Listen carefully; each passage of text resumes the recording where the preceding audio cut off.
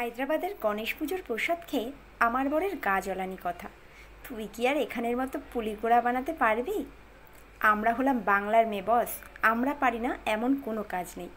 আমিও কোমর বেঁধে নেমে পড়লাম আজকে পুলিগোড়া বানিয়ে, তবেই আমি থামবো। তো আমি আজকে পুলিগোড়া কী করে বানাচ্ছি সেটাই তোমাদের সঙ্গে শেয়ার করব, চলো। তো প্রথমেই দেখতে পেলে আমি কিন্তু একটা ছোটো মাপের বাটি নিয়ে নিলাম, যাতে কিন্তু 1 গ্লাস চাল নিলাম আর 2 গ্লাস জল নিলাম, সঙ্গে একটু নুনও দিয়ে দিলাম।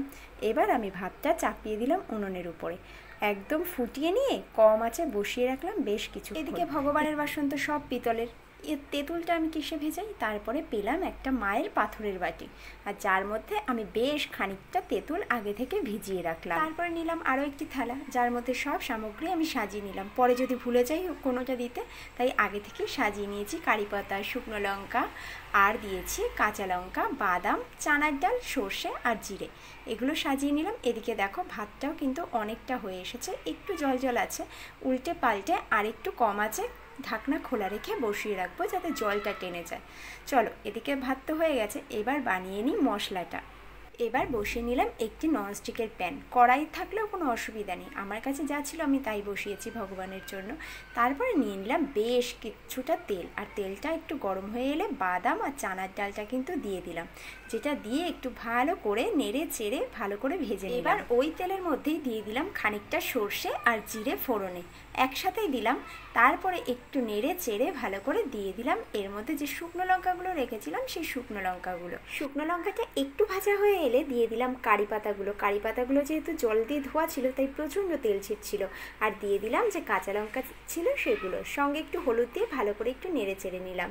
আর নাড়াচাড়া করার পরে হলুদের যে কাঁচা গন্ধটা সেটা কিন্তু চলে গেল। আর তারপরেই যে আমি তেঁতুলটা ভিজিয়ে রেখেছিলাম তার কিন্তু একটা ঘোল বানিয়েছি, আর সেই ঘোলটাই আমি এই মশলার মধ্যে দিয়ে দিয়েছি এবং দিয়ে কিছুক্ষণ একটু নেড়ে চেড়ে নিয়েছি।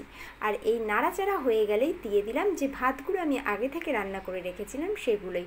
আর ভাতগুলো অল্প অল্প করে দিচ্ছিলাম আর নাড়ছিলাম, যেহেতু পাত্রটা অনেকটাই ছোট, একটু বড় পাত্র হলে ভালো হতো বানানোর জন্য। তো আমি অল্প অল্প করে ভাত দিচ্ছিলাম, মেশাচ্ছিলাম, আবার অল্প ভাত দিচ্ছিলাম আর মেশাচ্ছিলাম।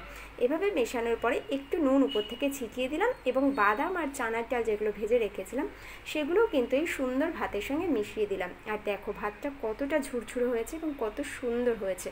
তো এরকম যদি একটা পুলিগোড়া তোমরা টেস্ট করতে চাও, অবশ্যই কিন্তু বানিও। এখানে ভগবানকে কিন্তু প্রায় মানুষ এরকম গণেশ মহারাজকে এইটাই প্রসাদ হিসাবে চড়ায়। তো তোমরাও এরকম বাড়িতে ট্রাই করতে পারো, আর এরকম সুন্দর একটা রেসিপি তোমরা অবশ্যই ট্রাই করো। তো আজকের মতো বাই।